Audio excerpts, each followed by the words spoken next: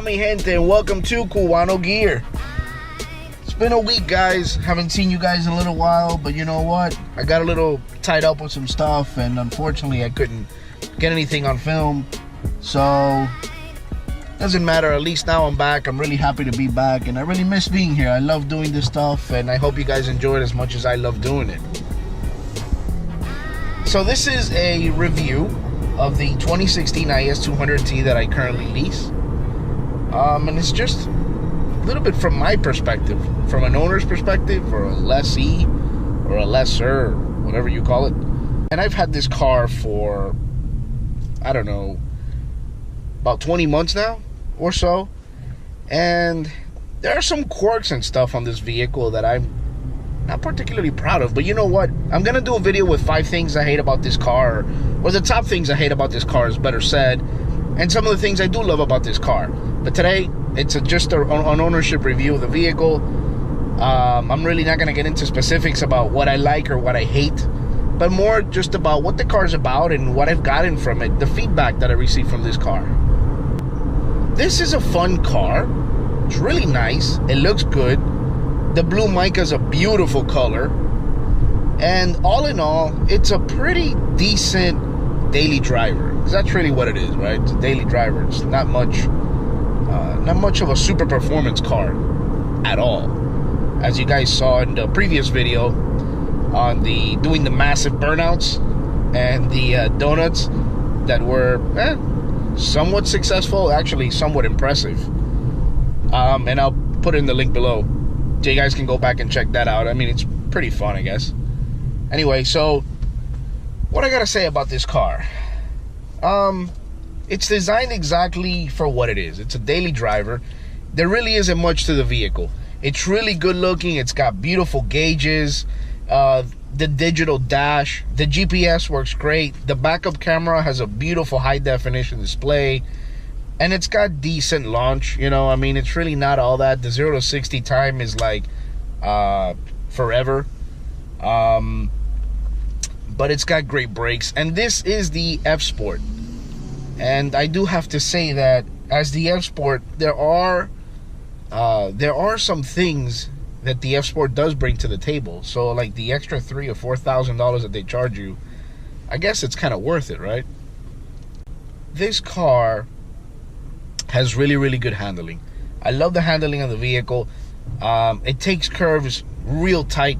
I mean, the rear tires are what, I think they're like 285 on the rear, and the front ones are 225. So it is a staggered setup, and very expensive when you're gonna replace tires. Although I drive this car so little that I shouldn't have to replace tires anytime soon.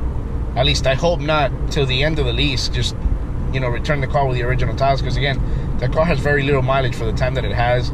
I mean, I do have a day job, and I drive this car to work and back, basically. I mean, I just go to work in the morning, I go to the gym, and I come back, and it's just like it's like a big circle or square or whatever. Excuse me. Wow, I'm sorry. Clean you guys up here. Oh, my bad.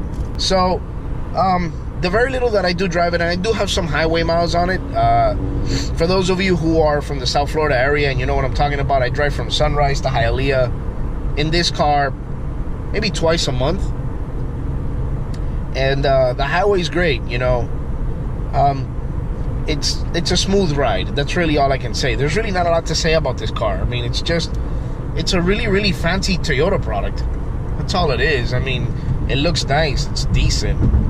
It's a cool car. Not if you're like a real hardcore car guy. And I don't want to insult any car guys out there. I really don't. I hope you understand where I'm coming from. If you're like a hot rodder, this really isn't the car for you, you know.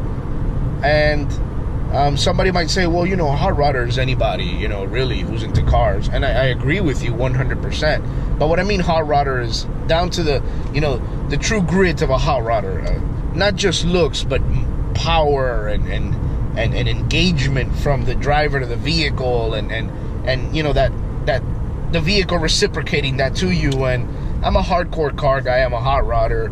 I've had a few muscle cars. I love muscle cars. I like driving fast and powerful, and this just isn't for that. Now, I didn't go into this car thinking that, so please do not say, well then, I mean, you did you not know anything about the car? No, I knew what I was getting into when I got this car, and I bought it for a specific reason, or leased it, better said, for a specific reason. But I kind of expected a little bit more than what I'm getting from this vehicle at the moment, and I've been somewhat disappointed in it. And just, there's so many things about this car, it just, that isn't all there.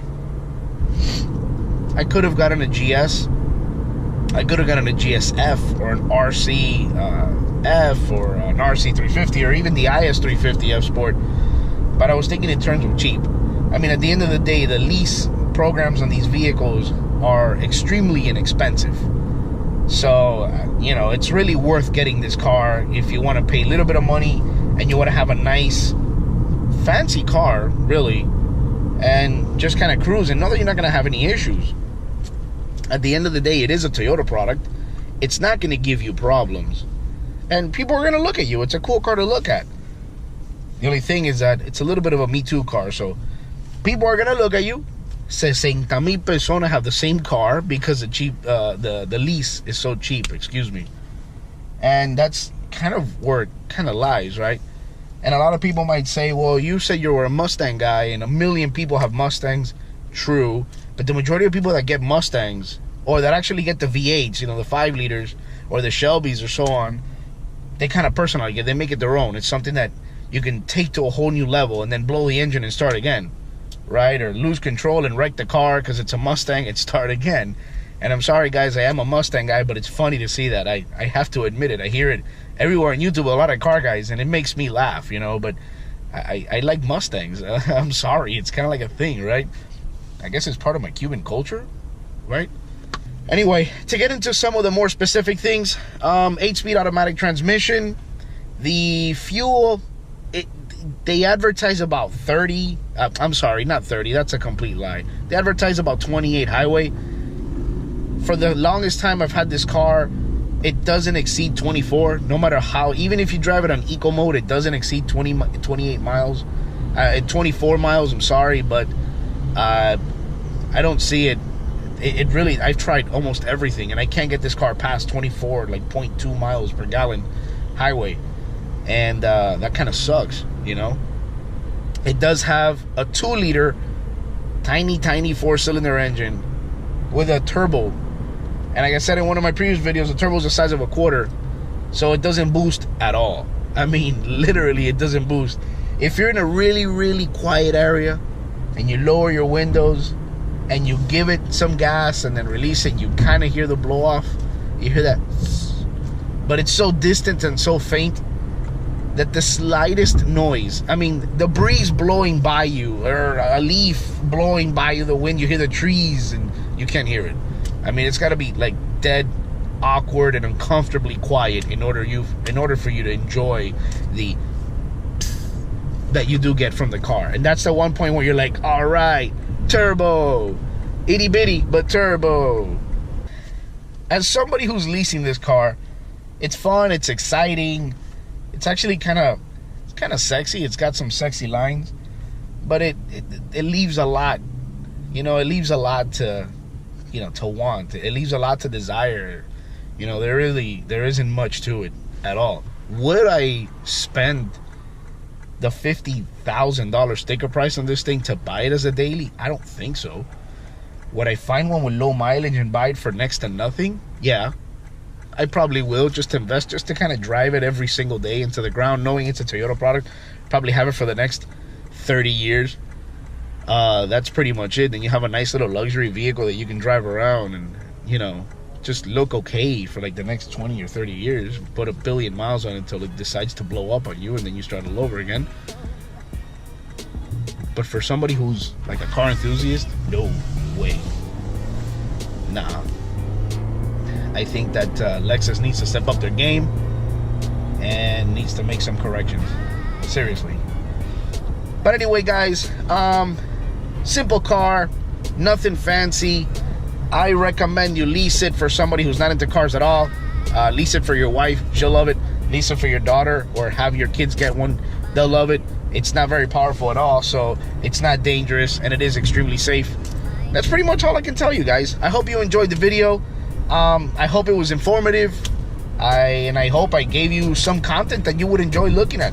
Pass it down to your friends. Let them know. Like, share, comment.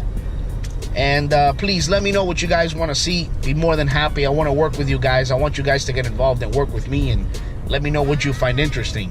So please, again, thank you very much for watching. Don't forget to like, share, subscribe, and I'll see you guys later. Lo quiero.